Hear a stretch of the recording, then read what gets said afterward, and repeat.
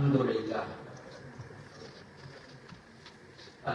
لله نحمده ونستعينه ونستغفره ونعوذ بالله من شرور أنفسنا ومن سيئات أعمالنا من يهده الله فلا مضل له ومن يضلل فلا هادي له وأشهد أن لا إله إلا الله وحده لا شريك له وأشهد أن محمدا عبده ورسوله أما بعد فإن خير الحديث كتاب الله وخير الهدي هدي محمد صلى الله عليه وسلم وشر الأمور محدثاتها وكل محدثة بدعة وكل بدعة ضلالة أو كما قال عليه الصلاة والسلام। সম্মানিত উপস্থিতি, এসিডির পক্ষ থেকে আয়োজিত সাপ্তাহিক আজকের এই প্রোগ্রামে বসতে পেরে আমরা আল্লাহ রাব্বুল আলামিনের শুকরিয়া আদায় করছি, আলহামদুলিল্লাহ। অতঃপর সালাত ও সালাম পাঠ করছি আমাদের নবী মুহাম্মদ সাল্লাল্লাহু আলাইহি ওয়াসাল্লামের উপর। আল্লাহুম্মা সাল্লি আলাইহি আল্লাহুম্মা বারিক আলাইহি। সম্মানিত উপস্থিতি, আপনারা আগ থেকে জানেন আমাদের আজকের এই হালাকার বিষয়বস্তু হল সূরা ফাতিহা। সূরাতুল ফাতিহার কিছু অর্থ, কিছু শিক্ষণীয় বিষয় নিয়ে আমরা আলোচনা করব। সূরাতুল ফাতিহা দিয়ে কোরআনুল কারীমের শুরু। ফাতিহা শব্দের অর্থই ভূমিকা। যেহেতু কোরআনুল কারীম এই সূরা দিয়ে শুরু করা হয়েছে, এজন্য এই সূরার একটি নাম হলো সূরাতুল ফাতিহা। এটি আমরা কম বেশি অনেকেই জানি। এই সূরার আরেকটি নাম হলো উম্মুল কোরআন। কোরআনুল কারীমের মূল। উম্মুন শব্দের অর্থ আসে মা। সাধারণত মাকে মা এই জন্য বলা হয় যেহেতু সন্তানেরা মাকে ঘিরে এক হয়ে থাকে। এজন্য দেখা যায় বাবা যদি মারা যায়, অনেক সময় সন্তানেরা মাকে কেন্দ্র করে এক থাকে। মা সব সন্তানকে এক করে রাখতে পারে, কিন্তু মা মারা গেলে অনেক সময় দেখা যায় সন্তানেরা এদিক সেদিক হয়ে যায়। সবাইকে বাবা এক সময় এক জায়গায় ধরে রাখতে পারে না। অনেকে পারেন। উম্মুল কোরআন এবং উম্মুল কোরা, আমরা জানি মক্কাকে উম্মুল কোরআ বলা হয়। উম্মুল কোরা অর্থ সব শহরের মা, সব গ্রামের মূল। ঐতিহাসিকগণ কেউ কেউ বলেন যে আল্লাহ রাব্বুল আলামিন যখন থেকে জমিনের গোড়াপত্তন করে, সেই ফেনা দিয়ে হোক বা সমুদ্রের যেই ফেনা বা যেই নির্যাস দিয়ে শুরু করেছেন, সেটার শুরু হয়েছিল মক্কাকে কেন্দ্র করে। এরপরে আস্তে আস্তে বিভিন্ন জায়গায় ছড়িয়েছে। এই জন্য মক্কাকে বলা হয় উম্মুল কোরা। আমরা যদি ভৌগোলিকভাবে দেখি তাহলে দেখব ম্যাপের ভিতরে মক্কা মাঝখানে, আর তার চারপাশে তিনটা মহাদেশ। আগের যুগের পৃথিবীর কথা বলি। আগের যুগে তিনটা মহাদেশ প্রধান ছিল। একটা ছিল এশিয়া, ইউরোপ আর হলো আফ্রিকা। এই তিনটা মহাদেশের মিলন কেন্দ্র হলো মক্কা, উম্মুল কোরা। তো যাই হোক, উম্মুল কোরা যেহেতু এখান থেকে সবকিছুর শুরু হয় এবং সবকিছুর মূল নির্যাস এখানে থাকে, এই জন্য উম্মুল কোরা বলা হয়। এই বিষয়গুলো আমরা কম বেশি অনেকে শুনেছি এবং জানি। কোরআনুল কারীমের সূরাতুল ফাতিহাকে উম্মুল কোরআন কেন বলা হয়, সেটাও এই একই কারণে। অর্থাৎ কোরআনুল কারীমের ভিতরে যত ধরনের অর্থ, যত ধরনের আদেশ উপদেশ রয়েছে, শিক্ষা রয়েছে, তার সম্মিলন ঘটেছে সূরাতুল ফাতিহার ভিতরে। এই জন্য সূরাতুল ফাতিহাকে উম্মুল কোরআন বলা হয়। কোরআনুল কারীমের ভিতরে তিনটা বিষয়কে বেশি গুরুত্ব দেওয়া হয়েছে। একটা হলো আকীদার বিষয়, আরেকটি হলো ইবাদতের বিষয়, আরেকটি হলো জীবন পদ্ধতির বিষয়, মানহাজুল হায়াত, যেটাকে আমরা আমাদের আলেমদের মুখে শুনি মানহাজ। অনেকে মানহাজ বলে থাকি না, সেই মানহাজের বিবরণ আল্লাহ রাব্বুল আলামিন এখানে দিয়েছে। কয়টা জিনিস? একটি আকীদা, আরেকটি ইবাদত, আরেকটি হলো মানহাজুল হায়াত, জীবন চলার পদ্ধতি। এই তিনটা জিনিসের বিবরণ সূরা ফাতিহাতে রয়েছে। আকীদার বিবরণ রয়েছে আলহামদুলিল্লাহি রাব্বিল আলামিন আর রহমানির রহিম মালিকি ইয়াউমিদ্দিন, এতটুকুর ভিতরে ইয়্যাকা না'বুদু ওয়া ইয়্যাকা নাস্তাঈন, এই আয়াতে ইবাদতের বিষয়টা স্পষ্ট করেছেন। ইহদিনাস সিরাতাল মুস্তাকিম সিরাতাল্লাযীনা আন'আমতা আলাইহিম গায়রিল মাগদুবি আলাইহিম ওয়ালাদ-দাল্লিন। এখানে আমাদের মানহাজ কি হবে, পথ চলার নীতি আদর্শ কি হবে, তার বিবরণ এখানে রয়েছে। পুরো কোরআনুল কারীমে এই তিনটা বিষয় নিয়ে আলোচনা করা হয়েছে। আমরা নবীদের কিচ্ছা শুনি, ইউসুফ আলাইহিস সালামের কিচ্ছা, মূসা আলাইহিস সালামের ঘটনা, ইব্রাহিম আলাইহিস সালামের ঘটনা, আরো পূর্ববর্তী জাতিদের যে ঘটনাগুলো রয়েছে, এই ঘটনাগুলো কিসের ভিতরে পড়ে? মানহাজুল হায়ার ভিতরে পড়ে। এবং সেখানে কিছু আকীদার বিষয় থাকে, কিছু ইবাদতের বিষয় থাকে। ওই ঘটনাগুলো বলে আমাদেরকে আল্লাহ রাব্বুল আলামিন শিখিয়েছেন, ইন উদতুম উদনা, এরা পাপ করেছে, আমি এদেরকে এভাবে ধ্বংস করেছি, তোমরা যদি পাপ করো তোমাদেরকেও সেভাবে ধ্বংস করব। তোমরা যেমন করবে আমি তোমাদের সাথে সেভাবে আচরণ করব।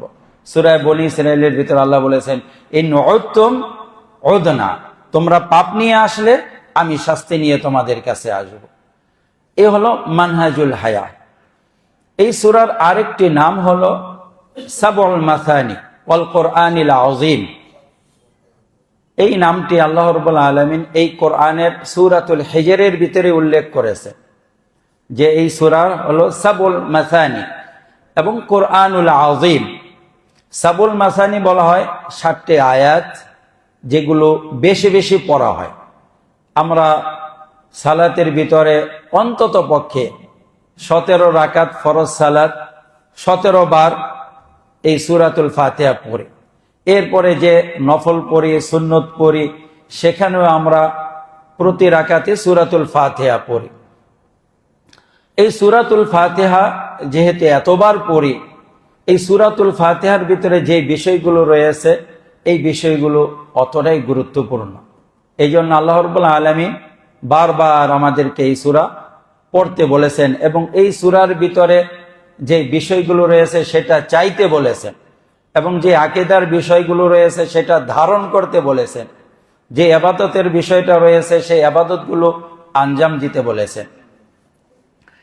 এই সূরার ব্যাপারে আরেকটি প্রসিদ্ধ হাদিস যেটা আপনারা জানেন, আল্লাহ রাসূল সাল্লাল্লাহু আলাইহি সাল্লাম বলেছেন, আবু হুরায়রা রাদিয়াল্লাহু তাআলা আনহু থেকে বর্ণিত যে আল্লাহ তাআলা হাদিসে কুদসিতে বলেন, কাসামতু সালাতা বাইনি ওয়া বাইনা আবদি, আমি সালাতকে আমার মাঝে এবং আমার বান্দার মাঝে 2 ভাগে ভাগ করেছি।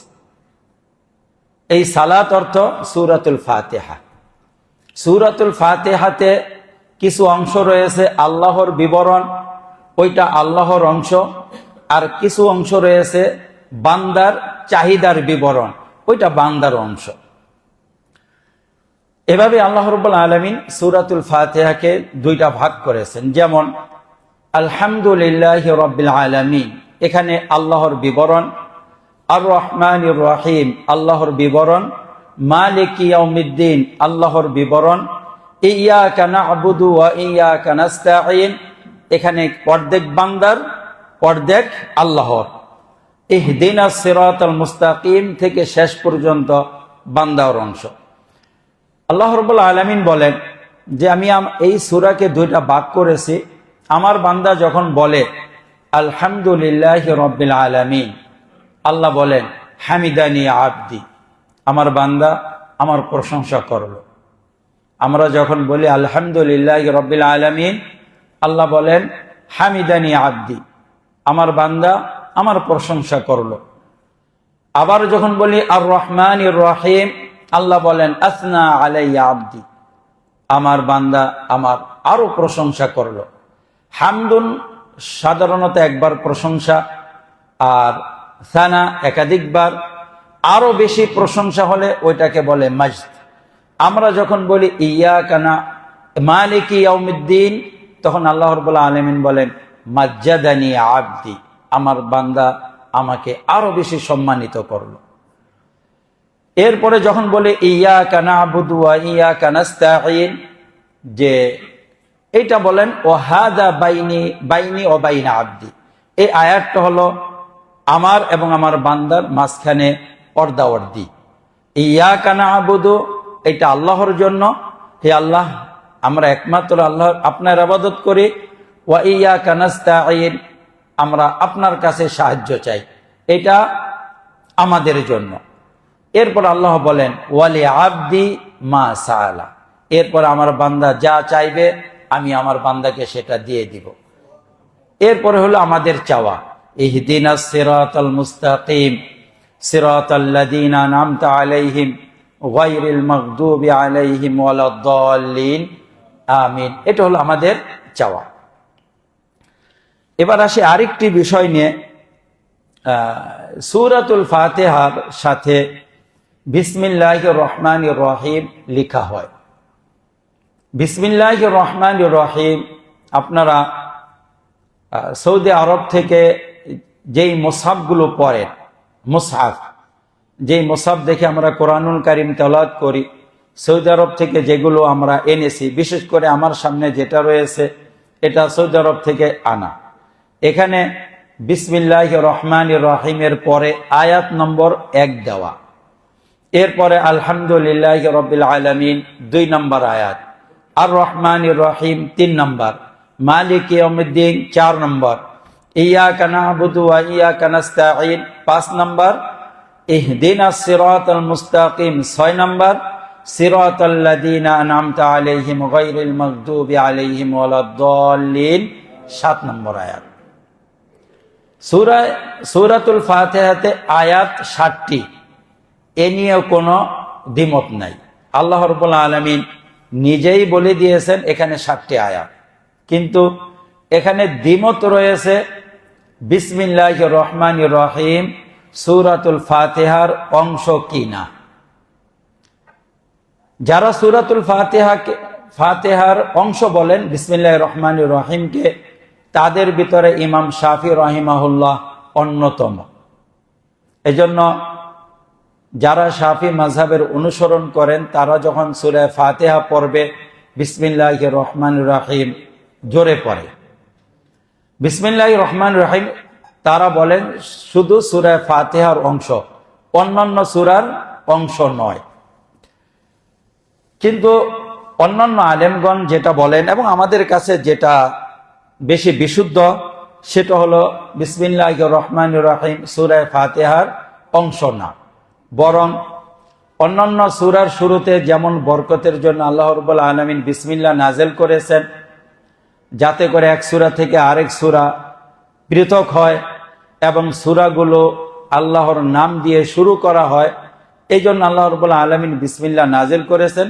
অনুরূপভাবে সূরা ফাতিহার শুরুতেও বিসমিল্লাহ নাযিল করেছেন। এই কথাটা একটু বেশি বিশুদ্ধ আমাদের কাছে, এই জন্য যে আমরা ইতিপূর্বে যে হাদিসটা পড়লাম, হাদিসে এই আবু হুরায়রা থেকে বর্ণিত এবং বুখারী মুসলিমে রয়েছে।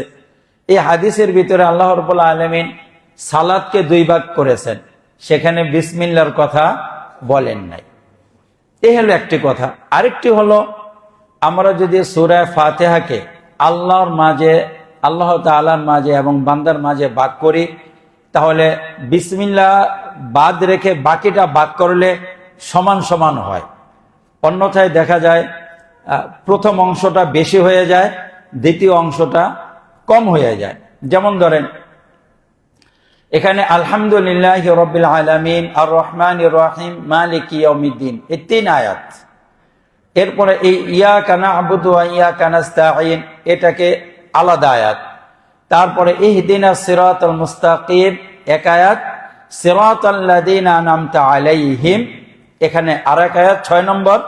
গায়রিল মাগদুবি আলাইহিম ওয়ালাদ-দাল্লিন, এটা 7 নম্বর আয়াত।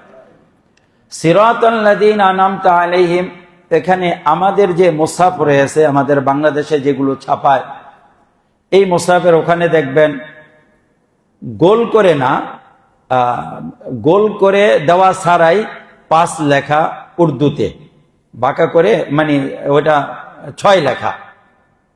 এরপরে হলো 7 নম্বর আয়াত লেখা। যেহেতু এখানে একটু দ্বিমত রয়েছে, এই জন্য ওটাকে অন্যান্য আয়াত যেমন নির্ধারণ করেছেন গোল করে লেখে, এখানে ওইভাবে নির্ধারণ করেন নাই।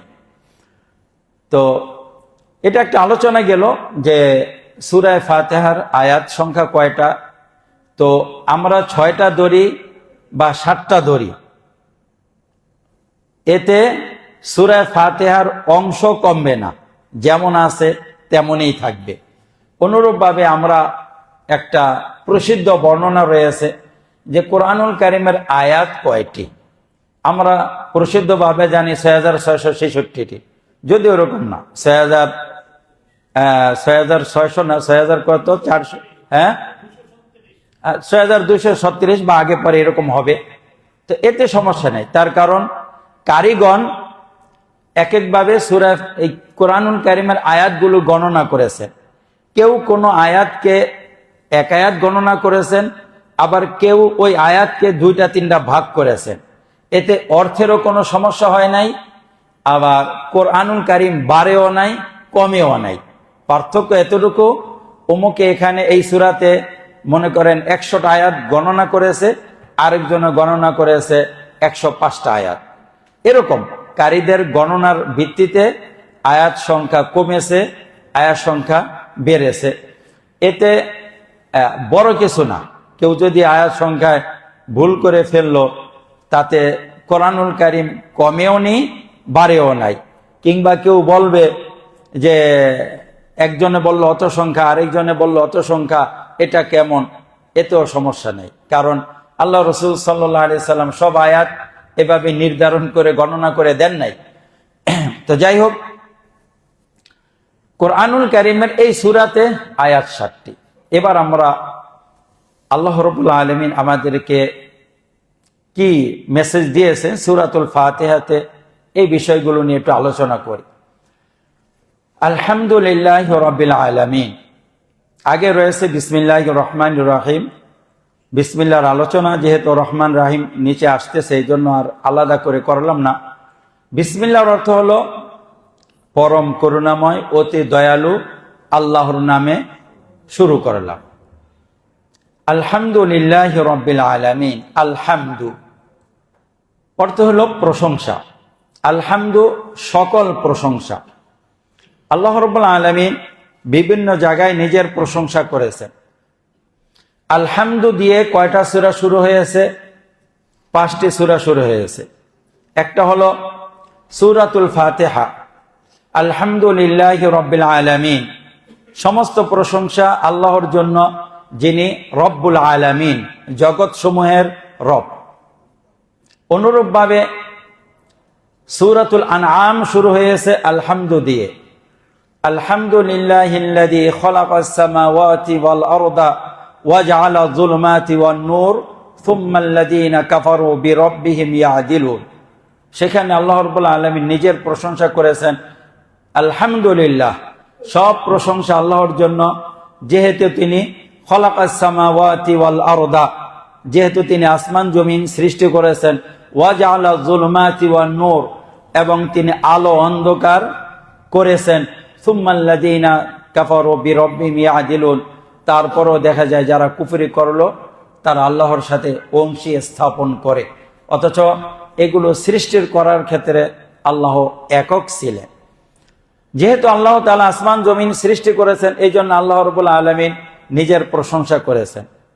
স্রষ্টা হিসাবে আল্লাহ রাব্বুল আলামিন প্রশংসার দাবিদার। এই জন্য আল্লাহ রাব্বুল আলামিন বললেন, আলহামদুলিল্লাহিল্লাযী খালাকাস সামাওয়াতি ওয়াল আরদা বলে সূরাতুল আনআম শুরু করলেন। অনুরূপভাবে সূরাতুল কাহফ শুরু করেছেন আলহামদু দিয়ে, আলহামদুলিল্লাহিল্লাযী আনজালা আলা আবদিহিল কিতাবা ওয়া লাম ইয়াজআল লাহু ইওয়াজা। সমস্ত প্রশংসা ওই আল্লাহর জন্য যিনি তার বান্দার উপরে কোরআন নাযিল করেছেন এবং এই কোরআনুল কারীমের ভিতরে তিনি কোনো বক্রতা রাখেন নাই। যেহেতু আল্লাহ রাব্বুল আলামিন কোরআনুল কারীম নাযিল করেছেন, এই জন্য আল্লাহ রাব্বুল আলামিন প্রশংসার দাবিদার, প্রশংসার হকদার। আলহামদুলিল্লাহ আল্লাযী আনজালা আলা আবদিহিল কিতাব, কিতাব নাযিল করেছেন, কিতাব নাযিল করেছেন আমাদের হেদায়েতের জন্য, এবং কিতাবের ভিতরে কোনো বক্রতা রাখেননি। যে সোজা পথ চাইবে সে সোজা পথ পাবে। এই সোজা পথের পথ বিবরণ এই সূরা ফাতিহাতে আসতেছে। তো কোনো বক্রতা রাখেন নাই। অন্যান্য কিতাব পড়তে গেলে বৈপরীত্য থাকে, শুরুর সাথে শেষের মিল থাকে না। লেখকরা যখন লিখেন শুরুতে অনেক উদ্যমতা থাকে, এই জন্য খুব বেশি লেখেন, ভাষার মান বেশি থাকে, আবার শেষে অনেকটা ঝিমিয়ে যায়। দেখা যায় অনেক বিষয় অস্পষ্টভাবে লিখলেন, অনেক বিষয়ে ক্ষেত্রে ভাষা ওইরকম শুদ্ধ না। আল্লাহ রাব্বুল আলামিন এই কোরআন নাযিল করেছেন, শুরু থেকে শেষ পর্যন্ত ভাষার মান ঠিক আছে, শুদ্ধতা ঠিক আছে, এবং কোনো বৈপরীত্য কোথাও নেই। তো আলহামদুলিল্লাহ। অনুরূপভাবে আল্লাহ রাব্বুল আলামিন নিজের প্রশংসা করেছেন সূরাতুস সাবাতে, আলহামদুলিল্লাহিল্লাযী লাহু মা ফিস সামাওয়াতি ওয়া মা ফিল আরদ ইয়ালামু মা ইয়ালিজু ফিল আরদি ওয়া মা ইয়াখরুজু মিনহা ওয়া হুয়াল হাকীমুল খাবীর। সমস্ত প্রশংসা আল্লাহর জন্য। লাহু মা ফিস সামাওয়াতি ওয়া মা ফিল আরদ, যার জন্য, যার মালিকানায় রয়েছে আসমান জমিন সবকিছু। যেহেতু আল্লাহ রাব্বুল আলামিন আসমান জমিন সবকিছুর মালিক, এই জন্য আল্লাহ রাব্বুল আলামিন প্রশংসার দাবিদার, প্রশংসার হকদার। এই জন্য আল্লাহ নিজেই বললেন, আলহামদুলিল্লাহিল্লাযী লাহু মা ফিস সামাওয়াতি ওয়া মা ফিল আরদ। আবার তিনি ইয়ালামু মা ইয়ালিজু ফিল আরদি ওয়া মা ইয়াখরুজু মিনহা, জমিনে কি ঢুকে জমিন থেকে কি বের হয় সেটা জানে। ওয়া মা ইয়ানজিলু মিনাস সামাই ওয়া মা ইয়ারুজু ফিহা, আসমানে কি ওঠে, আমাদের কি আমলনামা আসমানে উঠতেছে, আসমান থেকে কি নাযিল হচ্ছে সেটাও জানেন। ওয়া হুয়াল হাকীমুল খাবীর, আল্লাহ রাব্বুল আলামিন প্রজ্ঞাময় এবং সবকিছু জানে। অনুরূপভাবে সূরাতুল ফাতিহা, এটাকেও আল্লাহ রাব্বুল আলামিন শুরু করেছেন আলহামদু দিয়ে, আলহামদুলিল্লাহি ফাতিরিস সামাওয়াতি ওয়াল আরদ জাইলিল মালাইকাতি রুসুলান উলি আজনিহাতিম মাসনা ওয়া যুলাতা ওয়া রুবা ইয়াজিদু ফিল খালকি মা ইয়াশা। মানে এখানে আল্লাহ রাব্বুল আলামিন বলতেছেন আলহামদুলিল্লাহ, সমস্ত প্রশংসা আল্লাহর জন্য, ফাতিরিস সামাওয়াতি ওয়াল আরদ, যিনি আসমান জমিন সৃষ্টি করেছেন, জাইলিল মালাইকাতি রুসুলান, এবং মালাইকাদেরকে রসুল করেছেন, উলি আজনিহা, যাদের পাখা রয়েছে, কারো 2 2, মাসনা ওয়া সুলাসা 3 3, ওয়া রুবা 4 4, ইয়াজিদু ফিল খালকি মা ইয়াশা। আল্লাহ রাব্বুল আলামিন সৃষ্টির ভিতরে যা ইচ্ছা বর্ধিত করে দেন। যেহেতু আল্লাহ রাব্বুল আলামিন আসমান জমিন সৃষ্টি করেছেন, ফেরেশতাদেরকে রসুল বানিয়েছেন, এই জন্য আল্লাহ রাব্বুল আলামিন প্রশংসার অধিকারী, প্রশংসার দাবিদার। আল্লাহ নিজের প্রশংসা নিজে করে সূরাতুল ফাতিহা শুরু করেছেন। কোরআনুল কারীমের এই 5টি সূরা আলহামদু দিয়ে শুরু। আমরা যদি নবীদের জীবন চরিত দেখি, ইব্রাহিম আলাইহিস সালাতু ওয়াস সালামকে লক্ষ্য করি যে তিনি যখন বার্ধক্যতে শেষ বয়সে ইসমাঈলকে লাভ করলেন, ইসহাককে লাভ করলেন, তখন তিনি আল্লাহর প্রশংসা করলেন। আলহামদুলিল্লাহিল্লাযী ওয়াহাবানি আলাল কিবারি ইসমাঈল ওয়া ইসহাক ইন্না রাব্বি লাসামিউদ দুআ। সমস্ত প্রশংসা ওই আল্লাহর জন্য, যিনি আমার বার্ধক্যে আমাকে ইব্রাহিম এবং ইসহাক দান করেছে, দুইটা সন্তান দান করলো। নিশ্চয়ই আল্লাহ রাব্বুল আলামিন আমাদের দোয়া শ্রবণকারী। ইব্রাহিম আলাইহিস সালাতু ওয়াস সালাম নিয়ামত লাভ করে আল্লাহ রাব্বুল আলামিনের প্রশংসা করেছেন। আমরাও নিয়ামত লাভ করে আল্লাহ রাব্বুল আলামিনের প্রশংসা করতে পারি বা প্রশংসা করব, কারণ নিয়ামত আল্লাহ রাব্বুল আলামিনের পক্ষ থেকে আসে।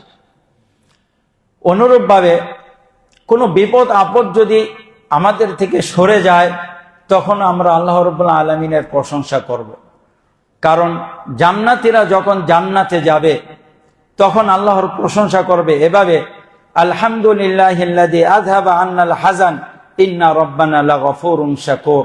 সমস্ত প্রশংসা ওই আল্লাহর জন্য, যিনি আমাদের থেকে ক্লান্তি, দুঃখ, কষ্ট দূর করে জান্নাতে প্রবেশ করালেন। নিশ্চয়ই ইন্না রাব্বানা লাগফুরুর রহিম, আমাদের রব ক্ষমাশীল এবং দয়াশীল। এভাবে আরো অনেক ক্ষেত্র রয়েছে যেখানে নবীগণ এবং নেককার বান্দারা আলহামদুলিল্লাহ পড়েছেন এবং পড়বেন, এবং কিয়ামতের ময়দানে বিশেষ করে জান্নাতে বলবে ওয়া আখিরু দাওয়াহুম আনিল হামদুলিল্লাহি রাব্বিল আলামিন। জান্নাতীদের সর্বশেষ কথা থাকবে আলহামদুলিল্লাহি রাব্বিল আলামিন।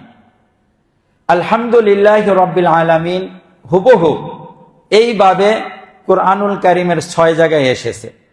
একটা হলো সূরাতুল ফাতিহাতে, আরেকটা হলো আপনার সূরাতুল আনআমে, ফাকুতিয়া দাবিরুল কওমিল্লাযীনা যালামু ওয়ালহামদুলিল্লাহি রাব্বিল আলামিন। ওখানে আল্লাহ রাব্বুল আলামিন একটি জালেম কওমকে ধ্বংস করেছেন, তারপরে বললেন জালেম কওমকে ধ্বংস করে দেওয়া হলো, আলহামদুলিল্লাহি রাব্বিল আলামিন। সব প্রশংসা আল্লাহর জন্য। আলহামদুলিল্লাহ আবার হুবহু এরকম রয়েছে সূরাতু ইউনুসে, যেটা আমি কিছুক্ষণ আগে পাঠ করলাম।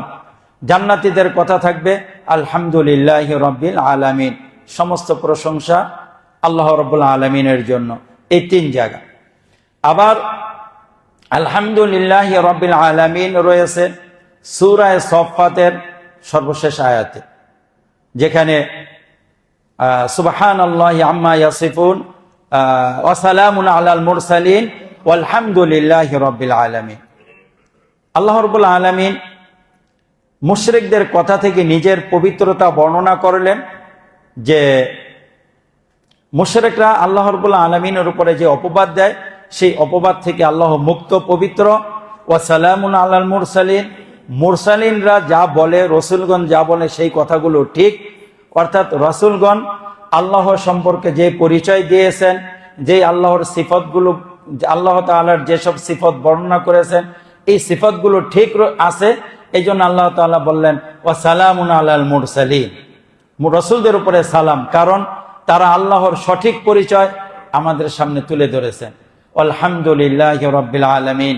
আর সমস্ত প্রশংসা হলো আল্লাহর জন্য। এটা হলো 4র্থ জায়গা। 5ম জায়গা হলো সূরাতুজ জুমারের সর্বশেষ আয়াত, ফাকুদিয়া বাইনাকুম বিল হক ওয়া কিল আলহামদুলিল্লাহি রাব্বিল আলামিন। যে কিয়ামতের ময়দানে যখন আল্লাহ রাব্বুল আলামিন জান্নাতি জাহান্নামী সবার মাঝে ফয়সালা করে দিবেন, তখন সবাই আলহামদুলিল্লাহ বলবে। যারা জান্নাতে যাচ্ছে তারাও বলবে আলহামদুলিল্লাহ, যারা জাহান্নামে যাচ্ছে তারাও বলবে আলহামদুলিল্লাহ। কি জন্য বলবে? যেহেতু তারা দেখে নিবে আমাদের উপরে আল্লাহ জুলুম করেন নাই। ওমা রব্বুকা বিযাল্লামিল লিল আবিদ, তোমার রব বান্দাদের উপরে জুলুম করেন না। আমাদের কাছে বেশ কিছু জিনিস অস্পষ্ট থাকে, তারপরও তাকদীরের বিষয়গুলো নিয়ে আলোচনা হলে সেগুলোর বিষয় কেটে যাবে ইনশাল্লাহ। কিন্তু অনেক সময় একটু অস্পষ্টতা থাকে, ওগুলো বুঝলে ওই অস্পষ্টতাও থাকে না, যে আসলে আল্লাহ রাব্বুল আলামিন হিকমতপূর্ণ, ইনসাফপূর্ণ।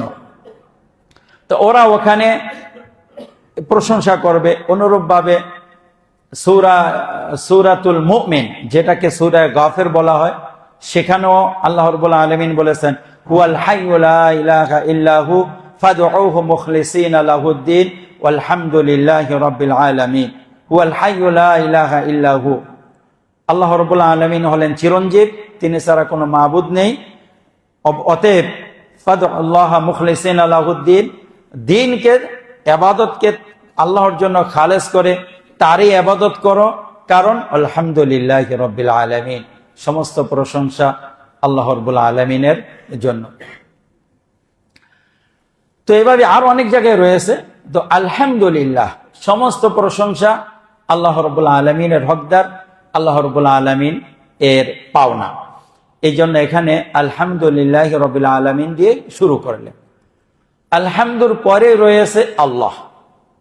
এখান থেকে আল্লাহ, আল্লাহ শব্দটি আল্লাহর নামকে বুঝায় এবং আল্লাহর একটা সিফাতকে বুঝায়, সেটা হলো ইলাহ। আল্লাহ শব্দটি আল্লাহর এমন নাম যেই নামে দুনিয়াতে কেউ কারো নামকরণ করতে পারেন নাই। আল্লাহ রাব্বুল আলামিনের কিছু সিস্টেম থাকে কাউনি, আর কিছু সিস্টেম থাকে মানে শারঈ, কিছু জিনিস থাকে সৃষ্টিগতভাবে পরিচালিত হয়, আর কিছু বিষয় থাকে শরঈভাবে পরিচালিত হয়। সৃষ্টিগতভাবে যেই বিষয়গুলো পরিচালিত হয় সেটার বিরোধিতা আমরা কেউ করতে পারি না, ক্ষমতা নেই। ওই ক্ষেত্রে আমরা আল্লাহর সব বিধান মেনে নেই। কে মুশরিক কে মুসলিম কোনো তফাৎ নেই। কিন্তু শরঈ বিধান যেগুলো রয়েছে সেক্ষেত্রে আল্লাহ রাব্বুল আলামিন আমাদের স্বাধীনতা দিয়েছেন, মানতে পারি নাও মানতে পারি শরঈ বিধানের ক্ষেত্রে। তো আল্লাহ নাম কেউ রাখতে পারবে না, এটা আল্লাহ রাব্বুল আলামিনের কাউনি একটি সিস্টেম, কেউ রাখতে পারে না, কেউ রাখতে পারে নাই এই নাম, যে আল্লাহর সাথে একটু তামাশা করবে, ঠাট্টা বিদ্রুপ করবে। অনেকে তো রব দাবি করেছে, কিন্তু এই নামটা দাবি করতে পারে না। তো এই জন্য এটাকে বলে আল্লাহর জাতি নাম। আমরা মানে অনেক ক্ষেত্রে সবাই আল্লাহর অনুগত। যেমন একটা উদাহরণ দিই, বিষয়টা যেহেতু আসলে একটু বুঝে সামনের দিকে চলি। যেমন মুসলিমরা আল্লাহর অনুগত, কাফেররা আল্লাহর অনুগত। আমরা দুইটা জিনিস দিয়ে আল্লাহর বান্দা, শরীর দিয়ে রূহ দিয়ে, শরীর রূহ দিয়ে। আমাদের শরীর আল্লাহর বান্দা, শরীর আল্লাহর কথা মেনে চলছে। আমরা একসময় শৈশবে ছিলাম, কৈশোরে আসলাম, যৌবনে পাড়া দিলাম, বার্ধক্যে চলে যাচ্ছে, আবার পরৌরত্বে চলে যাচ্ছে, আবার কবরে যাচ্ছে। এটা শরীর। এই শরীরটা আল্লাহর বান্দা, আল্লাহর বিধান অনুযায়ী চলছে, কারো কথা শোনে না, কারো কথা শোনে না।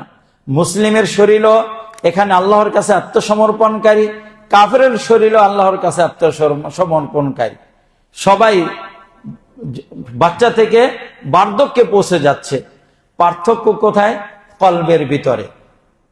কালবের দিক দিয়ে মুসলিমরা, অন্তরের দিক দিয়ে আল্লাহর আনুগত্য মেনে নিয়েছে, কাফেররা মেনে নেয়নি। মুসলিমদের অন্তর আল্লাহর বান্দা, শরীর আল্লাহর বান্দা, অন্তর স্বেচ্ছায়, আর শরীরটা বাধ্যগতভাবে। কাফেরদের শরীরটা বাধ্যগতভাবে আল্লাহর আনুগত্য করে যাচ্ছে, আর অন্তরটা আল্লাহর আনুগত্য করে নাই, ইসলাম ঈমান গ্রহণ করেন নাই। এটা হলো শরঈ বিধান। তো কাউনি যেটা রয়েছে সৃষ্টিগত, সেটার খণ্ডন আমরা কেউ করতে পারি না। ওইটা আল্লাহ রাব্বুল আলামিন এভাবেই চালান। আর শরঈ বিধানের ক্ষেত্রে চাইলে আমরা মানতে পারি, নাও মানতে পারি। আছে সূরাতুদ দাহরের ভিতরে যে হাল আতা আলাল ইনসানি হিনুম মিনাদ দাহরি লাম ইয়াকুন শাইআম মাযকুরা ইন্না খালাকনাল ইনসানা মিন নুতফাতিন আমশাজিন ফাজআলনাহু সামিআন ওয়া বাসীরা ইম্মা হাদাইনাহু সাবিলা সুম্মা হাদাইনাহু সাবিলা ইম্মা শাকিরা ওয়া ইম্মা কাফুরা। এরপর আমি তাকে পথ দেখিয়ে দিলাম, কেউ শুকরিয়া আদায়কারী, কেউ নাশুকরকারী, কেউ মুসলিম, কেউ গায়রে মুসলিম। এভাবে মানুষ দুইটা ভাগে ভাগ হয়ে গিয়েছে। তো আল্লাহ শব্দটা এমন কেউ রাখতে পারেনি। এটা আল্লাহর জন্য খাস ছিল, এখনো আছে, কিয়ামত পর্যন্ত এটা থাকবে। এটা হলো জাতি নাম। এই নামের সাথে অন্যান্য বিশেষণ যুক্ত হয়। যেমন আমরা বলে থাকি আল্লাহ স্রষ্টা, আল্লাহ রহমান, আল্লাহ রাহিম। আল্লাহ হলো মূল নাম। যেমন আপনার মূল নাম আছে, ওই মূল নামের সাথে আবার যুক্ত করে আব্দুর রহমান সমাজসেবক, আব্দুর রহমান ডাক্তার, আব্দুর রহমান ইঞ্জিনিয়ার, এগুলো হলো বিশেষণ। অনুরূপভাবে আল্লাহ নামটা হলো মৌলিক নাম, এর সাথে অন্যান্য নাম যুক্ত হয়। এর ভিতরে একটা অর্থ রয়েছে ইলাহ, অর্থ সব ইবাদতের মালিক আল্লাহ রাব্বুল আলামিন। লা ইলাহা ইল্লাল্লাহ, আল্লাহ ছাড়া কোনো মাবুদ নেই, অর্থ সব ইবাদতের মালিক আল্লাহ রাব্বুল আলামিন। এখানে আমরা যারা তাওহীদের বিভিন্ন প্রকারগুলো জানি, তাওহীদুর রুবুবিয়্যাহ, তাওহীদুল উলুহিয়্যাহ, তাওহীদুল আসমা ওয়াস সিফাত, তারা জানি এই আল্লাহর ভিতরে তাওহীদুল উলুহিয়্যাহ রয়েছে। অর্থাৎ আমরা ইবাদতের ক্ষেত্রে আল্লাহ রাব্বুল আলামিনের তাওহীদকে অনুসরণ করি।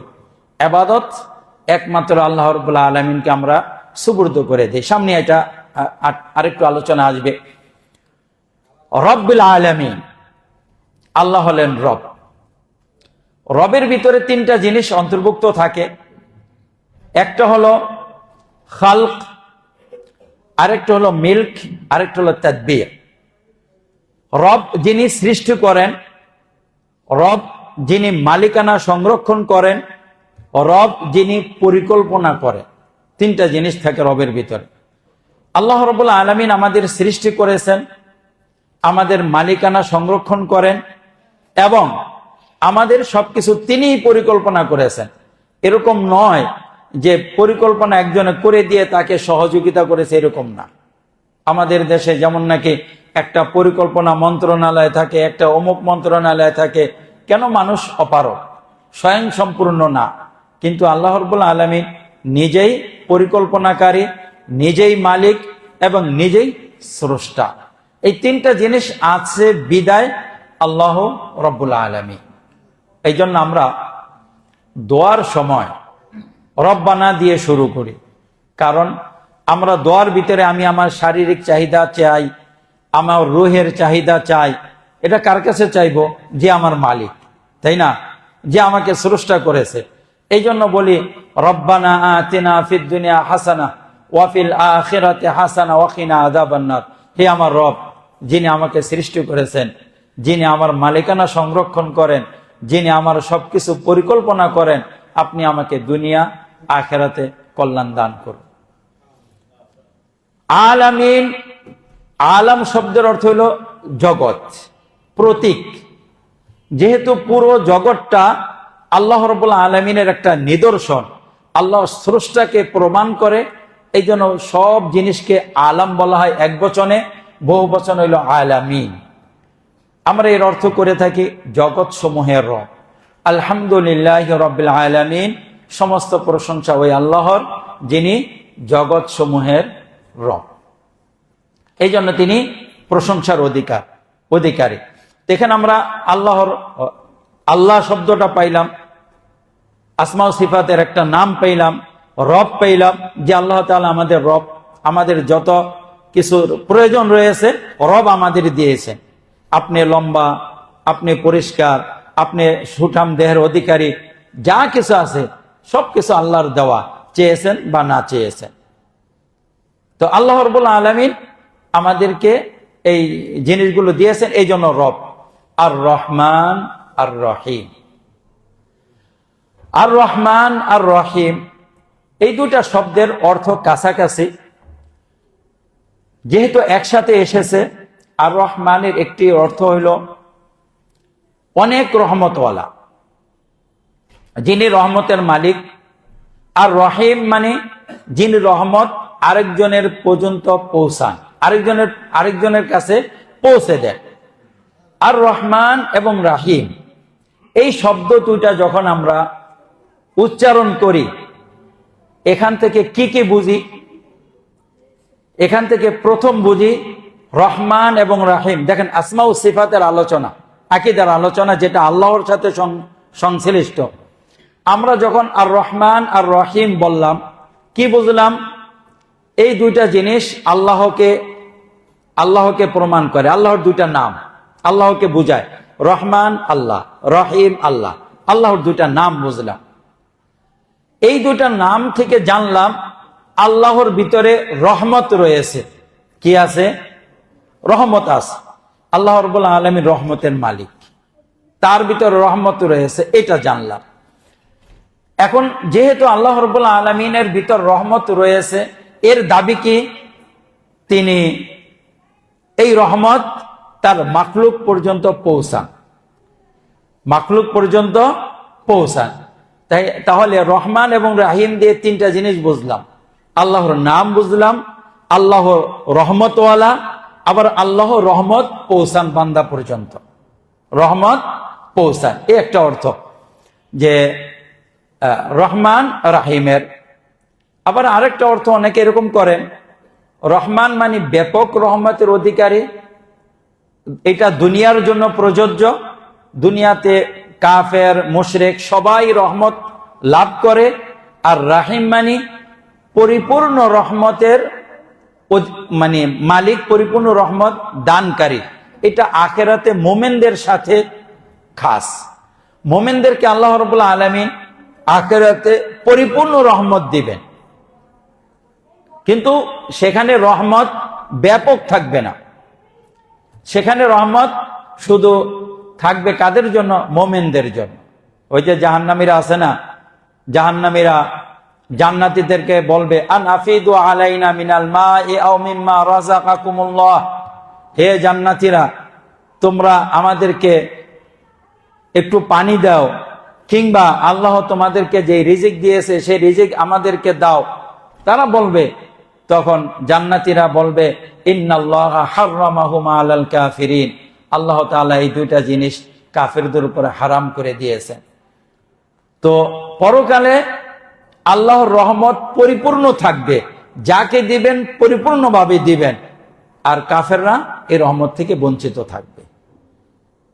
এই জন্য অনেকে বলেন রাহিমের সম্পর্ক হল আখিরাতের পরিপূর্ণ রহমত দাতা, আর রহমান হলো দুনিয়ার সাথে ব্যাপক রহমত দাতা।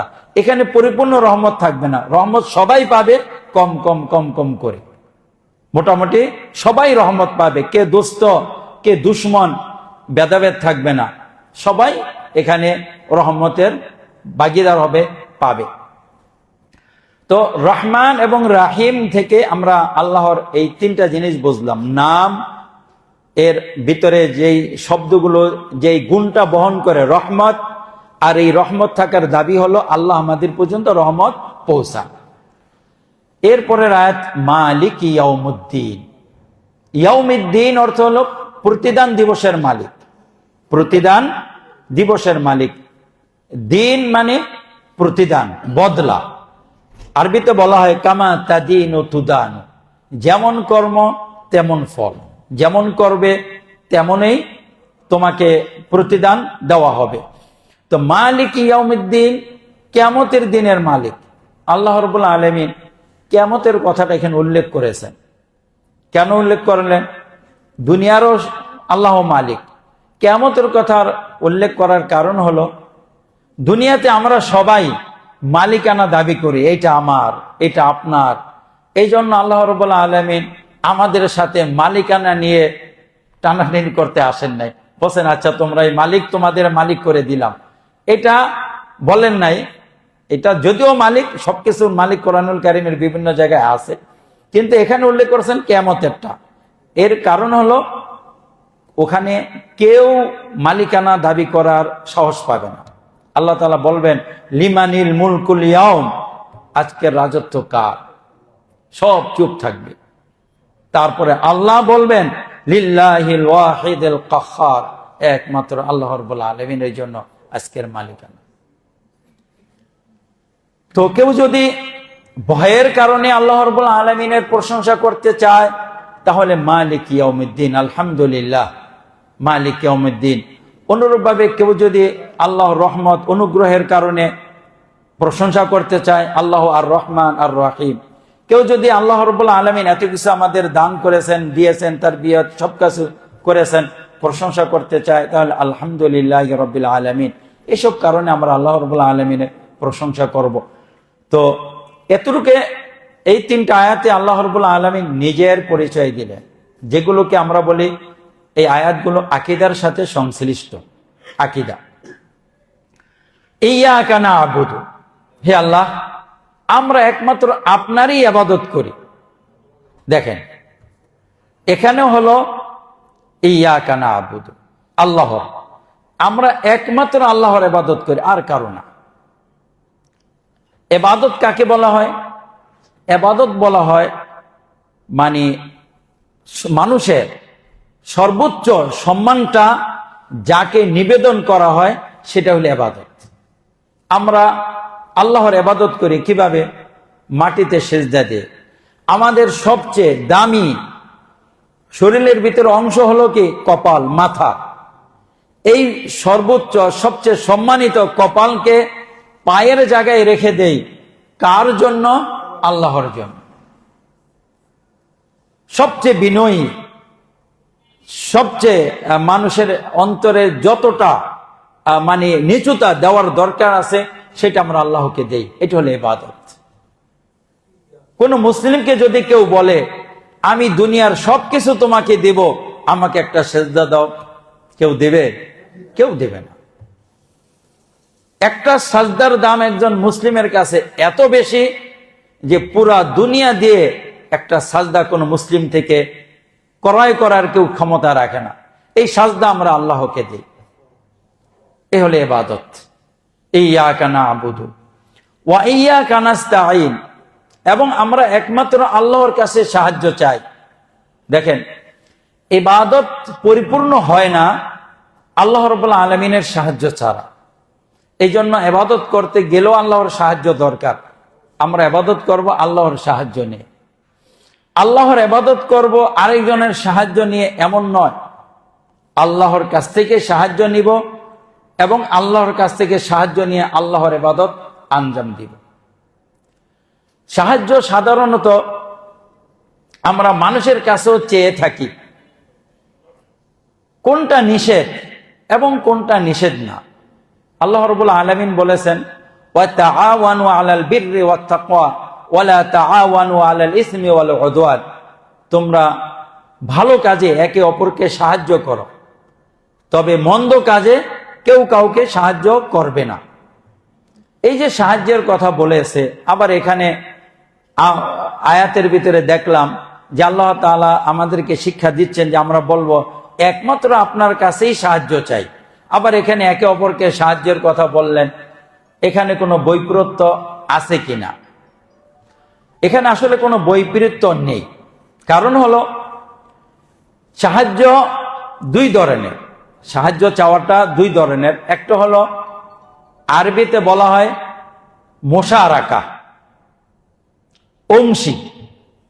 আরেকটা হলো সাহায্য হলো যে আরেকজনের সাহায্য নিয়ে নিজের শক্তি সামর্থ্য থেকে মুক্ত হয়ে যাওয়া, আমার এখানে কিচ্ছু নাই। এই যে আল্লাহর সাহায্য নিয়ে আমাদের শক্তি সামর্থ্য থেকে মুক্ত হয়ে যাওয়াটা আল্লাহর সাথে খাস। এটাকে বলে তাওয়াক্কুল, এটাকে বলে একমাত্র আল্লাহর উপরে ভরসা করা। এটা মানুষের সাথে করা যায় না। উদাহরণস্বরূপ, যেমন আমরা জমিনে ফসল বপন করি, আমাদের সাধ্যে সামর্থ্যের ভিতরে যা রয়েছে জমিন প্রস্তুত করে চাষ দেই, বীজ বপন করে, তারপরে এর ভিতর থেকে বীজ উৎপন্ন করা, একটা শীষের ভিতরে 7টা বা 10টা শীষ উৎপন্ন করা, এক একটা শীষের ভিতরে 100 থেকে 700 বীজ বপন করা, এইটা আমার কাজ না। এই ক্ষেত্রে আমরা কার উপরে ভরসা করি? আল্লাহর উপরে, যে আল্লাহ তোমার উপরে তাওয়াক্কুল করলাম, আমার হাতে যতটুকু ছিল আমি অতটুকু ব্যয় করলাম, বাকিটুকু তোমার উপরে তাওয়াক্কুল করে দিলাম, এখানে আমার কিচ্ছু নাই। এখানে পুরোপুরি বান্দা আল্লাহর উপরে সব ছেড়ে দেয়। এটা হলো তাওয়াক্কুল, এটা হলো ভরসা। এই ধরনের সাহায্য আল্লাহ ছাড়া কারো কাছে চাওয়া যায় না। অর্থাৎ এমন সাহায্য, যেই সাহায্য চেয়ে নিজের শক্তি সামর্থ্য থেকে মুক্ত হয়ে যাওয়া, যেখানে আমার কোনো কাজ নেই, আমার কোনো সামর্থ্য নেই, আল্লাহ রাব্বুল আলামিন করবেন। এইটা আমরা অনেক সময় করে থাকি চিকিৎসার ক্ষেত্রে। আমরা আমাদের প্রিয়জনদের চিকিৎসা করি, নিজের চিকিৎসা করি, অসুখ বিসুখ হয়, একটা পর্যায়ে আমরা চিকিৎসা করার শেষে বলে ফেলি বা বলি যতটুকু করলাম, সাধ্য ছিল করলাম, বাকিটুকু আল্লাহর উপরে, এখানে আর কোনো সাধ্য নাই। এখন বাঁচিয়ে রাখা, সুস্থ হওয়া সব ক্ষেত্রে পুরোপুরি আল্লাহর উপরে ছেড়ে দেয়, যে এখন বাকি পুরোটাই আল্লাহর উপরে। আমি চাইলেও তাকে 2 দিন হায়াত বাড়িয়ে দিতে পারবো না, আর চাইলেও তাকে একেবারে হঠাৎ করে সুস্থ করে ফেলতে পারবো না। তো নিজের শক্তি এবং সামর্থ্য থেকে মুক্ত হয়ে যাওয়া, যেই সাহায্য চাওয়া আছে, এটা হলো আল্লাহর সাথে খাস। আর যেই সাহায্যটা মোশারাকা, অংশী, যেমন আমার 10টা টাকা দরকার, আপনার কাছে 10টা টাকা আপনার কাছ থেকে নিলাম সাহায্য, নেওয়ার পরে এটা ঋণ সাহায্য। তো নেওয়ার পরে এই যে এই 10টা টাকা আবার আমার টাকার সাথেও যুক্ত হবে, যুক্ত হয়ে আমি নিজে ওইটাকে কাজে লাগিয়ে এটা দ্বারা আমি উপকৃত হব। আপনি টাকা দিলেন আর আমি এটা দ্বারা উপকৃত হয়ে গেলাম না, আপনার থেকে একটা সাহায্য নিলাম, সমর্থন। এটাকে বলে, আরবিতে বলে মোশারাকা, আর বাংলাতে বলে অংশীদারিত্ব। আমি একটা কাজ করতেছি, পারছি না, তার কাছ থেকে সাহায্য নিলাম। মানুষের কাছ থেকে সাহায্য নেওয়া যায়, তবে যদি মানুষ ওই সাহায্যটা করতে সামর্থ্য থাকে, জীবিত থাকে। যেমন আপনি আমার কাছে আছেন, আমি আপনার কাছে আছি, এসব ক্ষেত্রে আমি চাইলে আপনাকে 1 গ্লাস পানি এগিয়ে দিতে পারি, আপনি আমাকে 1 গ্লাস পানি এগিয়ে দিতে পারেন, আমি আপনার এই উপকারটা করতে পারি, আপনি আমার এই উপকারটা করতে পারেন। কিন্তু যদি আপনি অনুপস্থিত থাকেন, তখন যদি আমি বললাম যে অমুক ভাই আল্লাহর ওলি, বুজুর্গ মানুষ, আমি এই সমস্যাটা পড়েছি, যে দূর থেকে আপনি এটা দেখতেছেন, আমাকে এখান থেকে মুক্ত করেন, এটা তখন শিরক হয়ে যাবে। অনুরূপভাবে কবরের ভিতরে গিয়ে যখন আমরা তাদের কাছে কোনো কিছু প্রার্থনা করি, তখন সে নিজেই নিজের উপকার করতে পারে না, আমার কি উপকার করবে? এই জন্য ওটা শিরক হয়ে যাবে, কারণ ওইটা সে জীবিত না এবং নিজেই নিজের উপকার করতে পারে না, আমারটাও করতে পারবে না। তো যেসব ক্ষেত্রে মানুষ কারো উপকার করতে সামর্থ্য রাখে না, সেই সব ক্ষেত্রে কারো সাহায্য চাওয়া যাবে না, ওইটাই শিরক। আর যেখানে সামর্থ্য রাখে সেখানে উপকার করা যায়। আবার উপকারের চাওয়ার ক্ষেত্র যে আমরা অহরহ চাইব ওরকম না, বরং একান্ত প্রয়োজন পড়লে কারো সাহায্যের, কারো ধারস্থ হওয়া, পারতপক্ষে কারো ধারস্থ না হওয়া। তো আমরা হয়তো স্পষ্ট করলাম যে কোন সাহায্য চাওয়াটা আল্লাহর সাথে সম্পৃক্ত, আর কোনটা মানুষের কাছ থেকেও চাওয়া যায়। মানুষের কাছ থেকে যেটা চাই, এটা হলো আমার কাছে তার একটু অংশগ্রহণ চাওয়া, যে আপনিও আমার কাছে একটু অংশগ্রহণ করুন। আর আল্লাহর কাছে যেটা চাই, সেখানে আল্লাহর সাহায্য চেয়ে আমরা অনেকটা নিজের, যেটাকে তাওয়াক্কুল বলে, নিজের সাধ্য সামর্থ্য থেকে নিজেকে মুক্ত করে ফেলি। যেমন বিয়ে করলাম, এখন সন্তান হবে যখন আল্লাহ দিবেন, এখানে আমার আর কিছু নেই, ছেলে হবে না মেয়ে হবে আমার আর কিছু নেই, আল্লাহ রাব্বুল আলামিনের উপরে তাওয়াক্কুল। তো বিষয়টা এমন। তো এরপরে বলতেছেন, দেখেন, যখন আল্লাহর ইবাদত করলাম, আল্লাহর কাছে সাহায্য চাইলাম, এরপরে আমাদের কি? ইহদিনাস সিরাতাল মুস্তাকিম, আমাদেরকে সঠিক পথ দেখান। ইহদিনাস সিরাতাল মুস্তাকিম, আমাদেরকে সঠিক পথ দেখান। পথ দেখানো 2টা অর্থ হয়ে থাকে। একটা অর্থ হলো আমি এদিক দিয়ে হাঁটবো, আপনি একটা টর্চ লাইট সামনে ধরলেন বা আমাকে দেখিয়ে দিলেন এদিক দিয়ে, আপনি কোন জায়গায় যাবেন এদিক দিয়ে যান, রাস্তা দেখাইলেন, আরেকটা হলো অন্তরের ভিতরে একটা ভালো কাজ করার, ভালো জিনিসটা গ্রহণ করার তৌফিক দেওয়া। হেদায়েতের দুইটা অর্থই আসে। একটা অর্থ আসলে পথ দেখানো, আরেকটা অর্থ আসে কি যে ভিতরে ওই ভালো জিনিস গ্রহণ করার একটা তৌফিক দেওয়া। দুইটার কথাই আল্লাহ রাব্বুল আলামিন কোরআনুল কারিমে বলেছেন। যেমন শাহরু রমাদান আল্লাযী উনজিলা ফীহিল কুরআন হুদাল লিন-নাসি ওয়া বায়্যিনাতিন মিনাল হুদা ওয়াল ফুরকান। আল্লাহ তাআলা কোরআন নাযিল করেছেন, এটা হলো হুদাল লিন-নাস, মানুষের জন্য হেদায়েত, সবার জন্য, কাফের মুশরিক সবার জন্য হেদায়েত। সবাইকে এই কোরআন পথ দেখাবে, বাহির থেকে সবাইকে পথ দেখাবে এই কোরআন। কিন্তু বিশেষভাবে অন্তরের ভিতরে যে একটা তৌফিক, এটা একমাত্র মুমিনরা লাভ করে আল্লাহর পক্ষ থেকে। এটাই আল্লাহর অনুগ্রহ। এটার কথা আল্লাহ রাব্বুল আলামিন সূরাতুল বাকারাতে বলেছেন, হুদাল লিল মুত্তাকিন, আলিফ লাম মিম যালিকাল কিতাবু লা রাইবা ফীহি হুদাল লিল মুত্তাকিন। এই কোরআন মুত্তাকিদের জন্য হেদায়েত। কোন অর্থে? যে মুত্তাকিদের অন্তরের ভিতরে এই কোরআন হেদায়েত হিসাবে গ্রহণ করার একটা তৌফিক আছে, তারা লাভ করেছে। এই জন্য মুত্তাকিদের জন্য। কিন্তু সামনে কোরআন সবাইকেই পথ দেখাবে। নবীগণ বাহির থেকে পথ দেখাইতেন। এই জন্য আল্লাহ রাব্বুল আলামিন রাসূল সম্পর্কে বলেছেন, ওয়া ইন্নাকা লা তাহদি ইলা সিরাতিন মুস্তাকিম, হে নবী আপনি সোজা পথের দিকে মানুষকে রাস্তা দেখান।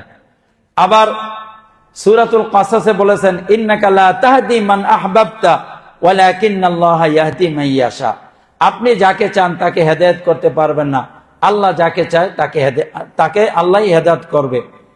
তো এই হেদায়েতের অর্থ হলো তৌফিক, ভিতরে ভালো জিনিস গ্রহণ করার তৌফিক ভিতরে।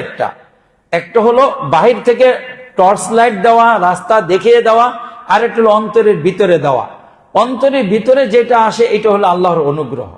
যালিকা ফাদলুল্লাহি ইউতিহি মান ইয়াশা, এটা আল্লাহর অনুগ্রহ। আল্লাহ তাআলা যাকে চান তাকে দিবেন, যাকে চান তাকে দিবেন। আল্লাহর অনুগ্রহ এটা একটা সুন্দর একটা বিষয় রয়েছে, এটাও তাকদীরের।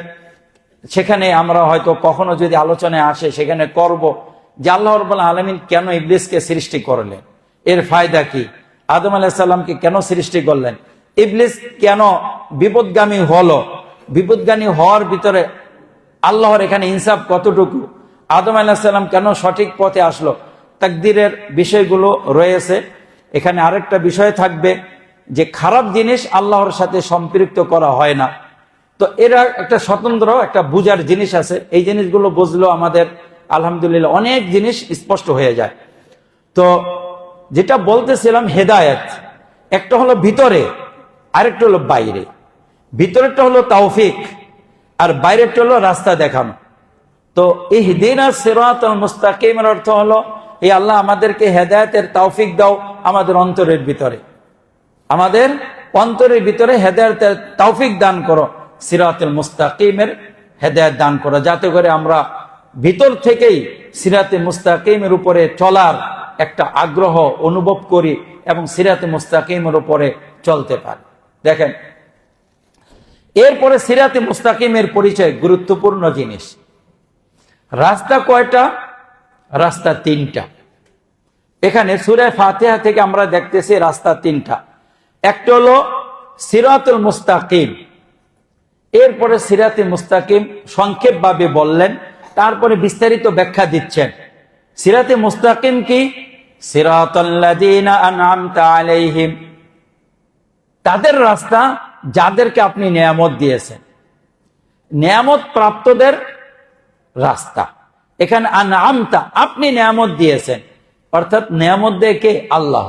এই জন্য আল্লাহ রাব্বুল আলামিনের সাথে সম্পৃক্ত করা হয়েছে। নিয়ামত প্রাপ্ত কারা? সূরা নিসাতে বলেছেন, উলাইকাল্লাযীনা আনআমাল্লাহু আলাইহিম মিনান নাবিয়্যিনা ওয়াস সিদ্দিকিনা ওয়াশ শুহাদা, তাদের উপর আল্লাহ তাআলা নিয়ামত দিয়েছেন নবী, সিদ্দিক, শুহাদা, সালেহ, নেককার। এই চার শ্রেণীর রাস্তা হলো সিরাতুল মুস্তাকিম। এরা হলো আনামতা আলাইহিম, আল্লাহর নিয়ামত প্রাপ্ত। নবী কারা আমরা চিনি, নবীগিন। সিদ্দিক কারা? সিদ্দিক হলো যাদের অন্তর সত্য কথা বলে, অন্তর যেটা আছে মুখে একই কথা বলে, আবার কর্ম দিয়ে একই জিনিস বাস্তবায়ন করে। অন্তর, মুখ, অঙ্গ প্রত্যঙ্গ তিনও জায়গায় যখন একই ধ্বনি আলোড়িত হয় তখন এর হলো সিদ্দিক। সব জায়গায় ভিতরে যা আছে মুখে তাই, আবার অঙ্গ প্রত্যঙ্গ দিয়েও সেটা বাস্তবায়ন করলো সিদ্দিক। এই জন্য আল্লাহ রসুল বলেছেন, একজন মানুষ সত্য বলতে থাকে, সত্য বলতে বলতে আল্লাহর কাছে সিদ্দিক হিসাবে তার নামটা লেখা হয়। তো এই সিদ্দিকদের রাস্তা আর শহীদদের রাস্তা, নেককার লোকদের রাস্তা, নেককার ভালো লোকদের রাস্তা। ভালো লোক বলতে কারা? ভালো লোক এবং নেক আমল এই দুইটা সংজ্ঞা কাছাকাছি। নেক আমল কি? নেক আমল হলো যেই আমল আল্লাহর জন্য হবে, রসুলের তরিকা অনুযায়ী হবে, এইটা হলো নেক আমল। নেক আমলের সংজ্ঞা কি?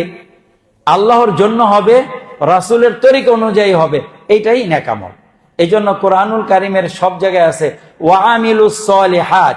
শুধু আমিলু কথাটা তেমন একটা নাই, সব জায়গায় ওয়া আমিলুস সলিহাত। দেখেন আপনাদের হাতের কাছে ওয়াল আসর ইন্নাল ইনসানা লাফি খুসর ইল্লাল্লাযিনা আমানু ওয়া আমিলুস সলিহাত। শুধু আমল কয় বলে নাই, কি বলছে? নেক আমল। আমলের মূল্য নাই, নেক আমলের মূল্য। অনুরূপভাবে সূরায়ে অত্তিন আছে, ওয়াত্তিন ওয়াজ্জাইতুন ওয়াতুরি সিনিন ওয়া হাযাল বালাদিল আমিন লাকাদ খালাকনাল ইনসানা ফি আহসানি তাকওয়িম সুম্মা রাদাদনাহু আসফালা সাফিলিন ইল্লাল্লাযিনা আমানু ওয়া আমিলুস সলিহাতি ফালাহুম আজরুন গায়রু মামনুন। এখানে ওয়া আমিলুস সলিহাত। কোরআনুল কারিমে আরো জায়গায় দেখবেন সব জায়গায় আমিলুস সলিহাত, শুধু আমল নাই, নেক আমল। নেক আমল কাকে বলে? নেক আমল যেটা আল্লাহর জন্য হবে, রাসূলের তরিকা অনুযায়ী হবে, এটা হলো নেক আমল। তাহলে নেককার কারা?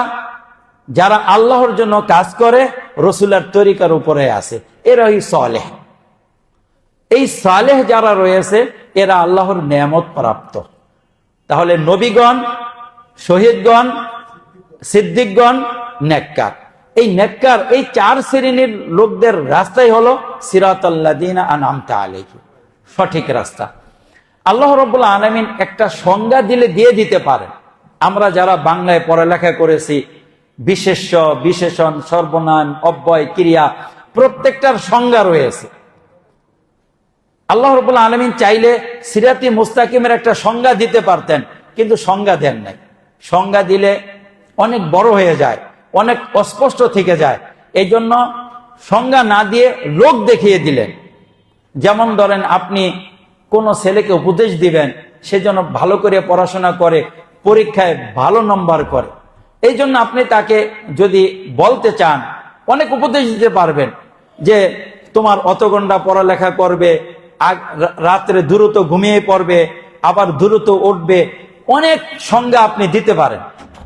তাহলে দেখা যায় আপনি 5-7 মিনিট তাকে উপদেশ দিতে পারবেন। এটা 5-7 মিনিট ব্যয় না করে যদি আপনার পাশে একটা ভালো ছাত্র থাকে যে কাঙ্ক্ষিত ফলাফল অর্জন করেছে এবং ছেলেটা ভালো, আপনি এক কথায় বলে দিতে পারেন, যদি ভালো রেজাল্ট করতে চাও ওই ছেলের মতো লেখাপড়া করো, ওই ছেলের মতো লেখাপড়া করো। এক কথায় আপনার তাকে ভালো হওয়ার একটা সংজ্ঞা দিয়ে দিলেন। এই জন্য যারা ভালো রেজাল্ট করে, ফলাফল করে, তাদের সাক্ষাৎকার নিয়ে বিভিন্ন পত্রিকায় ছাপানো হয় যে এটা হলো ভালোর সংজ্ঞা। কেন? ভালোর কোনো সংজ্ঞা নাই। ও কেমনে ভালো হলো? এভাবে ভালো হয়েছে। তুমি যদি ভালো নাম্বার চাও এভাবে ভালো হইতে পারো। এই জন্য আল্লাহ রাব্বুল আলামিন সংজ্ঞা না দিয়ে ভালো লোক দেখিয়ে দিলেন। এরা হলো ভালো লোক, এরা হলো সিরাতে মুস্তাকিমের লোক। তাদের জীবনী পড়ো, তাদের জীবনী অনুসরণ করো, তুমি সিরাতে মুস্তাকিমের উপরে থাকবে। শুধু একটা বললে অস্পষ্ট থাকে। শুধু কেউ মিষ্টি খাইলে মিষ্টির মর্মতা বোঝে না। আর যদি কখনো টক খায়, তেতো জিনিস খায়, তখন মিষ্টির স্বাদটা বোঝা যায় যে আসলে এটা ভালো। এই জন্য আল্লাহ রাব্বুল আলামিন সাথে সাথে দুইটা খারাপ রাস্তার কথাও বলে দিলেন কি গায়রিল মাগদুবি আলাইহিম, এটা হলো সোজা রাস্তা। আর মাগদুব আলাইহিম যারা নেয়ামতের বিপরীত আপনার লানত প্রাপ্ত, তাদের রাস্তা না, তাদের রাস্তা না। ওয়ালা দাল্লিন, এবং যারা গোমরাহ তাদের রাস্তাও না। দেখেন রাস্তা তিনটা ভাগ হলো, কয়টা? সিরাতে মুস্তাকিম, গায়রিল মাগদুবি আলাইহিমের রাস্তা, আবার দাল্লিনের রাস্তা। এটা হলো আনআমতা আলাইহিমের রাস্তা, সোজা বক্র রাস্তা, গায়রিল মাগদুবি আলাইহিম বক্র রাস্তা, ওয়ালা দাল্লিন। এই তিনটা রাস্তার ভিতরে আমাদেরকে আল্লাহ তাআলা সোজা রাস্তায় চলতে বললেন। গায়রিল মাগদুবি আলাইহিম, মাগদুবি আলাইহিম রাস্তা কারা? যাদের এলেম আছে আমল নাই। কি আছে? এলেম আছে আমল নাই। মানুষ গোমরাহ হয় কয়ভাবে? এলেম আছে আমল নাই, গোমরাহ পথভ্রষ্ট। এদের উদাহরণ হলো রসুলের যুগের আগের ইহুদিরা। এলেম ছিল কিন্তু আমল করেনি। তাদের এলেম ছিল রাসূল সত্য নবী, ইয়ারিফুনাহুম কামা ইয়ারিফুনাহু কামা ইয়ারিফুনা আবনাআহুম। রসুলকে তারা এমন ভাবে চিনত যেমন ভাবে তারা নিজের সন্তানদের চিনত। বাবা মায়ের কাছে সন্তানের সবকিছু স্পষ্ট থাকে। ওই পায়ের নিচে নখের জায়গায় কোথাও দাগ থাকে না থাকে, দেখা যায় এগুলো দিয়ে নিজের সন্তানকে অনেক সময় চিহ্নিত করে। মানুষ নিজের সন্তানকে যেমন চিনত, ইহুদিরা রসুলকে সেভাবে চিনত, তারপরও ঈমান আনে নাই। ওদের কাছে এলেম ছিল কিন্তু আমল ছিল না। আবার তাহলে বোঝা গেল এলেম অর্জন করতে হবে, আমলও থাকবে। আবার এদিক দিয়ে আমল ছিল কিন্তু এলেম ছিল না, এরা হলো খ্রিস্টানেরা। খ্রিস্টানেরা অনেক আমল করত কিন্তু বিশুদ্ধ এলেম ছিল না, যার কারণে তারা দল গোমরাহ পথভ্রষ্ট। আল্লাহ রাব্বুল আলামিন আগে মাগদুবে আলাইহিমের কথা বললেন, এটা কঠিন। এরপরে একটু হালকার কথা বললেন, এটা একটু হালকা, যে ওয়ালা দাল্লিন, এটা পথভ্রষ্ট। এখান থেকে আমরা বুঝি মানুষ পথভ্রষ্ট কয় কারণে হয়। একটা হলো মূর্খতার কারণে, আরেকটা হলো ঘাড়তেরামির কারণে। ঘাড়তেরামি বলেন একঘেয়েমি, জানি আমল করব না। ওই যে এলেম ছিল আমল করে নাই, এটাও গোমরাহ। আবার আমল করে কিন্তু বিশুদ্ধ এলেম অর্জন করবে না, এটাও গোমরাহের পথ। আমাদের সমাজে যত গোমরাহি দেখি তার মূলে রয়েছে এটা। রাসূল সাল্লাল্লাহু আলাইহি সাল্লামের যুগের প্রেরণের আগে ইহুদিরা ছিল মাগদুব আলাইহিম আর খ্রিস্টানেরা ছিল ওয়ালা দাল্লিন। কিন্তু রাসূল আসার পরে যখন তাদের সবার কাছেই সত্যটা স্পষ্ট হয়ে গেল এবং সবাই সত্যটা জানার পরে ত্যাগ করলো, এখন সবাই মাগদুব আলাইহিম। ইহুদিরও এলেম আসার পরে আমল করে নাই, খ্রিস্টানরাও এলেম আসার পরে সত্যটা জানার পরে রসুলের প্রতি ঈমান আনে নাই, এই জন্য ওরাও মাগদুব আলাইহিম। সবাই এখন ইহুদি খ্রিস্টান দোনো গ্রুপ মাগদুব আলাইহিম, কেননা দোনো গ্রুপের কাছে এলেম আছে আমল নাই, এলেম আছে আমল নাই। এখানে আমরা লক্ষ্য করি যে সিরাতে মুস্তাকিম কি। সিরাতে মুস্তাকিম দেখেন এলেম এবং আমল। আমাদের সমাজের ভিতরে একটা শ্রেণী আছে খুব আমল করে, দাওয়াতি কাজ করে, কিন্তু এলেম নাই, এই জন্য তারা বিপদগ্রস্ত। আবার অনেকে রয়েছে এলেম আছে কিন্তু আমল নাই, এই শ্রেণী আমাদের ভিতরে রয়েছে। বিশেষ করে একটা আলেম শ্রেণী রয়েছে, জানে কিন্তু আমল করে না। আমল না করার কতগুলো কারণ আছে। আমরা একসময় মনে করতাম যে মানুষ কেন হকটা গ্রহণ করে না। পরে যখন পড়াশোনা করলাম কোরআন হাদিস, মাওয়ানিউল খালক আনিল হক, মানুষকে কোন কোন জিনিস সত্য গ্রহণে বাধা দেয়, এগুলো নিয়ে যখন পড়াশোনা করলাম, সুবহানাল্লাহ, তখন তো দেখলাম যে মানুষ সত্যটাকে কতভাবে জানে তারপরও ত্যাগ করেছে। কেউ হিংসার কারণে, কেউ অহংকারের কারণে, কেউ অর্থ সম্পদের কারণে, কেউ রাজত্বের কারণে। সবগুলো উদাহরণ কোরআন এবং হাদিসে রয়েছে, কোরআন কারিমে রয়েছে। তো সিরাতে মুস্তাকিমের উপরে থাকার জন্য আপনার এই পদ্ধতি অনুসরণ করতে হবে এবং আল্লাহর কাছে সবসময় তৌফিক চাইতে হবে। এই জন্য আল্লাহ রাব্বুল আলামিন এই সিরাতে মুস্তাকিমের প্রার্থনার বিষয়টা সূরা ফাতিহাতে রেখেছেন, যে ফাতিহাতে আমরা শুধু ফরজ সালাত পড়লেও 17 রাকাত পড়ে থাকি। আমরা যদি এমনি পড়েই যাই, এর অর্থ এবং গভীরের দৃষ্টি না দেই, তাহলে তো এই অর্থটা আমরা অনুভব করব না। আমরা আজকে জানলাম যখন সূরা ফাতিহা পড়ব, এতগুলো অর্থকে আমরা বুকের ভিতরে ধারণ করলে তখন আগেকার সূরা ফাতিহা পাঠ করা আর আজকের সূরা ফাতিহা পাঠ করা অর্থে মর্মই আলাদা হয়ে যাবে। তো সিরাতে মুস্তাকিম আল্লাহ রাব্বুল আলামিনের কাছে আমরা সবাই চাইবো, সিরাতে মুস্তাকিম সবাই দেখবো যে রাসূলুল্লাহ কিসের উপরে চলেছে। যদি তাদেরকে আমরা আমাদের পথ প্রদর্শক হিসাবে মেনে নেই, সামনে রাখি, তাহলে আমরা গুমরা হব না, আমরা পথভ্রষ্ট হব না। আর দুনিয়ার জীবন সংক্ষেপ। লাউ আন্নাকুম তাআলামুন ইল্লা বিস্তুম ইল্লা কালিলান লাউ আন্নাকুম তাআলামুন, তোমরা দুনিয়াতে খুব কম সময়ে অবস্থান করেছে যদি জানতে। সূরা মুমিনুনের শেষে আল্লাহ তাআলা বলেছেন, যখন আখিরাতে যাব, চোখ খুলে যাবে, তখন দেখব হায় রে, দুনিয়াতে কেন আল্লাহর আনুগত্য করলাম না, আরো বেশি কেন করলাম না। এই দুনিয়াতে অল্প কটা দিনই তো, এখানে যদি আমার চামড়াও ছিলে নেওয়া হতো, তারপরও কেন আমি সবর করলাম না, কেন আমি আল্লাহর ইবাদতের উপরে এভাবে জমে থাকলাম না, কেন আমি পাপ থেকে বিরত থাকলাম না। দুনিয়ার জীবন খুবই সামান্য, দুনিয়ার প্রবৃত্ত এবং যে পাপের যে একটা মজা রয়েছে, এগুলো খুবই নগণ্য। একটু চিন্তা করলে আমাদের সামনে স্পষ্ট হবে। আল্লাহ রাব্বুল আলামিন আজকে আমরা সূরা ফাতিহাকে কেন্দ্র করে যে আলোচনাগুলো করলাম, যেই অর্থগুলো সূরা ফাতিহাতে আল্লাহ তাআলা বলেছেন, এই অর্থগুলো আমাদেরকে অনুধাবন করা এবং এর উপরে আমল করে চলার তৌফিক দান করুন। আমরা যেন তাওহীদ এবং আকীদার ক্ষেত্রে বিশুদ্ধ আকীদা ধারণ করে চলতে পারি, সেই তৌফিক দান করুন। এবং আমরা যেন আল্লাহর ইবাদত করতে পারি একমাত্র, সেই তৌফিক দান করুন। হে আল্লাহ, আমরা যেন একমাত্র আপনার কাছে সাহায্য তলব করি, অন্য কারোর কাছে সাহায্য তলব না করি, সেই তৌফিক দান করুন। হে আল্লাহ, তুমি আমাদেরকে সিরাতে মুস্তাকিমের হেদায়েত দান করো। হে আল্লাহ, যারা মাগদুবা আলাইহিম তাদের থেকে আমাদেরকে দূরে রাখো। হে আল্লাহ, যারা দাল্লিন তাদের থেকে আমাদেরকে দূরে রাখো। হাদা ওয়া সাল্লাল্লাহু তাআলা আলা নাবিয়িনা ওয়া ইমামিনা মুহাম্মদ ওয়া আলা আলিহি ওয়া সাল্লাম।